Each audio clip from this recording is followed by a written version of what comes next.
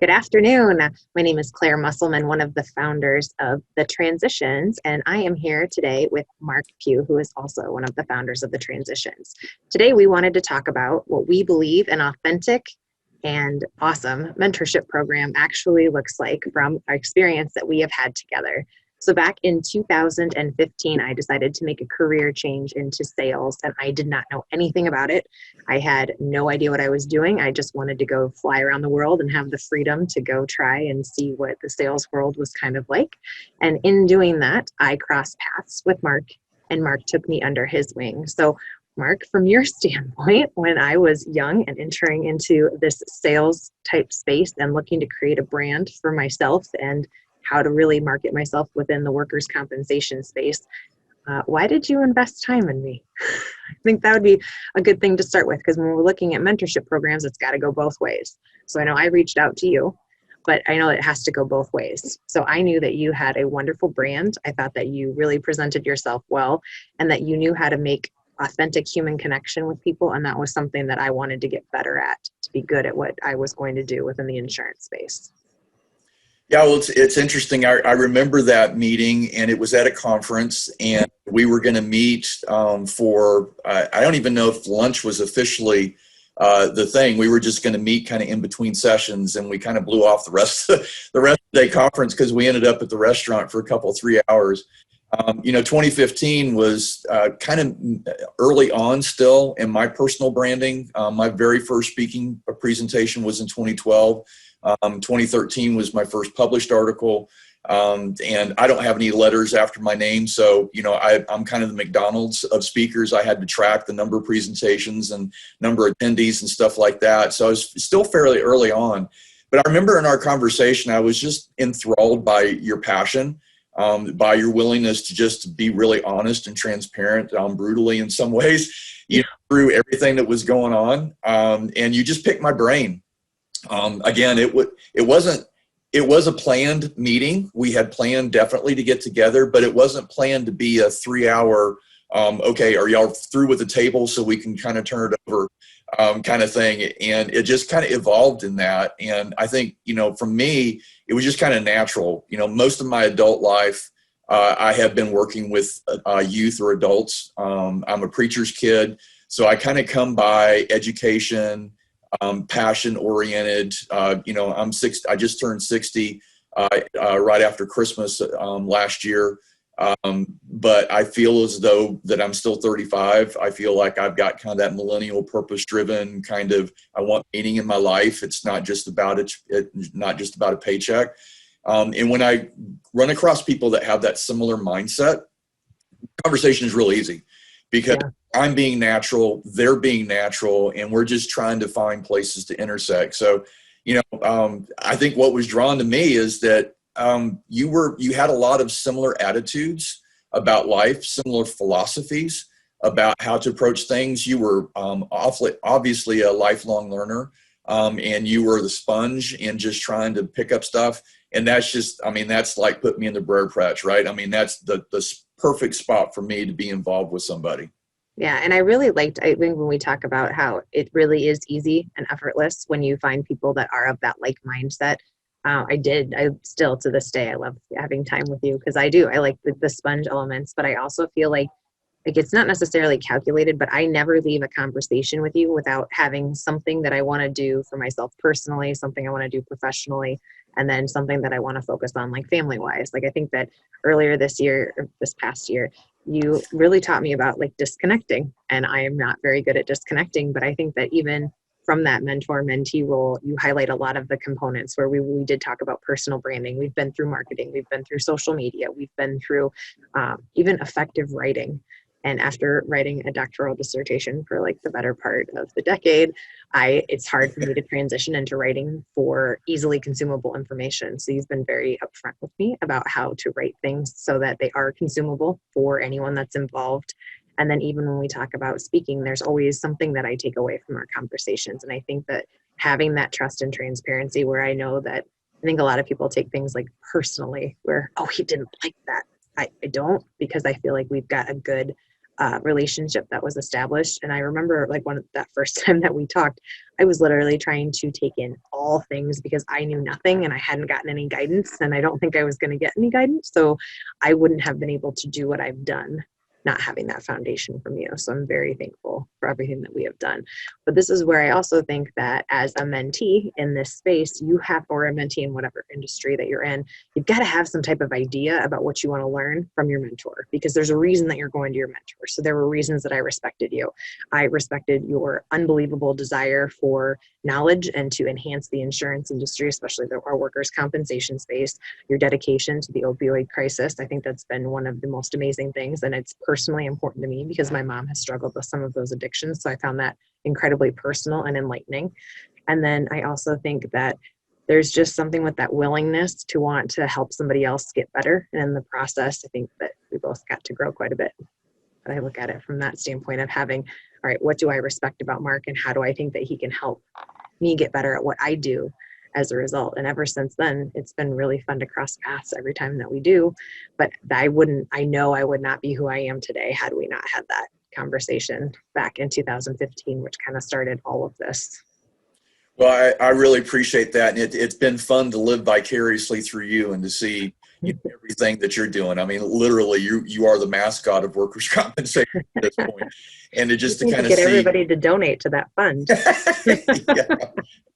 Yeah. But it's been interesting. A lot of mentor-mentee relationships that I've had from a mentor standpoint have been somewhat random to me. Now, I could tell initially in our conversation that you knew precisely what you were you didn't know where you were going, but you knew precisely what you needed to know in order to know what to do in order to get to where you wanted to go.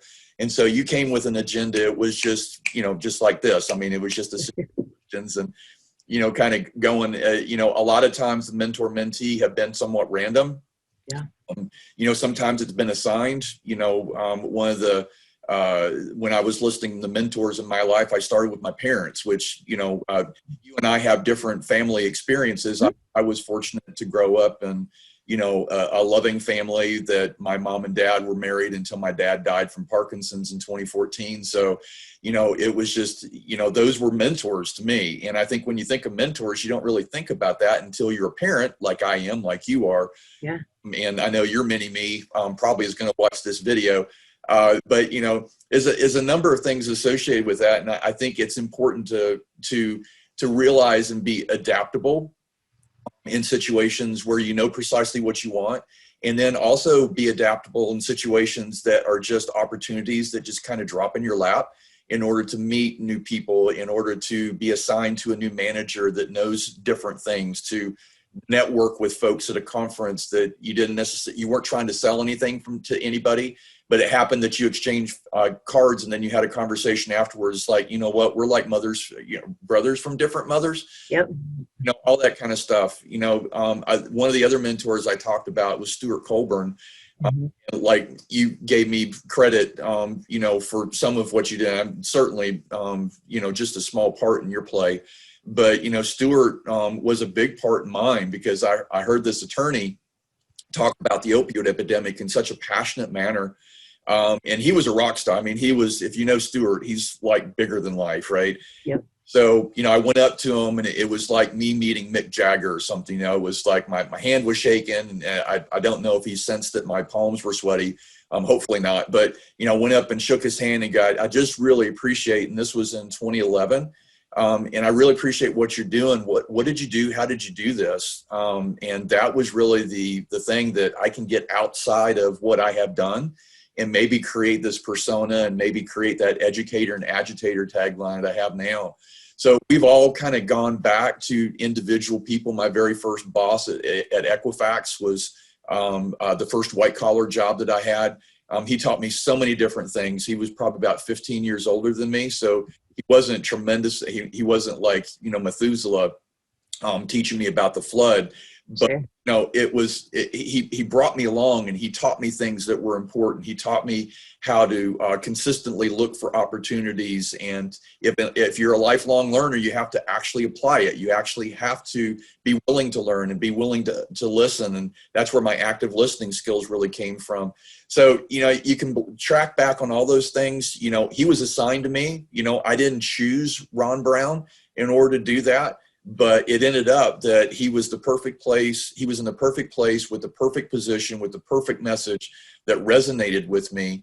And I can still remember, drives that we had in a car, going to commute to different things, going to restaurant, and just having those offhanded commentary, that some technical capability, some professional stuff, but a lot of personal stuff. And when you're dealing with either being a mentor or being a mentee, taking it to the professional proficiency, that's important, but also taking it to a personal standpoint where there's a trusting relationship built up, where you literally can share anything. You can be authentic, you can be vulnerable, and have those discussions. That's really the best way to learn, I think. I agree. So I was thinking, when we're talking about like our bosses that have been very instrumental in our career development, it makes me think back to my time when I was working at a TPA, and I had a leader, Jay Gates. He actually played Nebraska football and was one of Tom Osborne's guys. And it was really fun to learn from him because he taught me what it meant to be a leader and how you stand up for your team, and how as a leader, it is your job to show up for your team. And it is always about what you can do for them and how you can bring them forward. And that sometimes they're not going to be strong, so you need to be strong for them. And it was I don't know, to this day, like I still stay in touch with Jay. He's awesome. Always try to get together for the Iowa-Nebraska game and, share some kind words with one another. Yeah. Well, it was one of those things where like his demonstration of what leadership was. And then when we were going to the Nebraska Claims Association, Tom Osborne was speaking. And I thought seeing how Tom Osborne spoke about life in general, and then to have that as your coach, and then to get like my boss as a result of that. And then when I got to meet Tom Osborne afterwards, he knew exactly who Jay was, shook his hand and was like, "You're one of my guys." And it's just so authentic. And when you look at mentorship in that kind of capacity, where it doesn't matter how much time has passed, those are always your people. And as we wrap up, January was National Mentorship Month. And we think about all those people that have had those significant influences in our life. I think it's important that we take time to say thank you. So Mark, I would like to say thank you today. Well, I appreciate that, and I appreciate you and all that, because I've learned from you. One of the things that I have learned is that I don't know everything. Believe me, it took a while for me to figure that out. There's this joke that parents gain IQ by about 50 once their kids graduate from college. So you kind of learn all those things going along. But, America has this concept of a self-made man or a self-made woman that we pulled ourselves up by the bootstraps. Yeah. Nothing can be further from the truth. I am an amalgamation of everybody who has invested in me. And hopefully I have paid it forward by pouring myself into others. And it's just one of those things that, without everybody in my life, from the very moment that I was born until the time that we're recording this, there have been people that have invested in me, and I've invested in myself.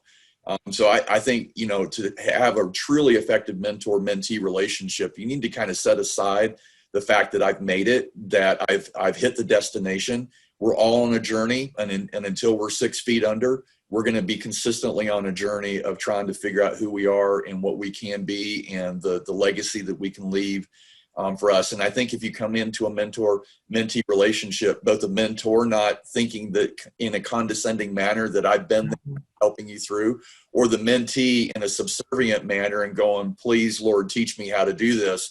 If it's an even-handed kind of sharing of information among peers, even if there's 30 years difference, there is some level of peer communication that you can have in regards to that. And I think if we set aside the fact that we are man-made, that we are self-made men or self-made women, that can't be any further from the truth. We are an amalgamation of everybody that has poured into us. And our goal, my goal in my life, is to leave the world better, kind of like the Boy Scouts, to leave the world better than what I found it.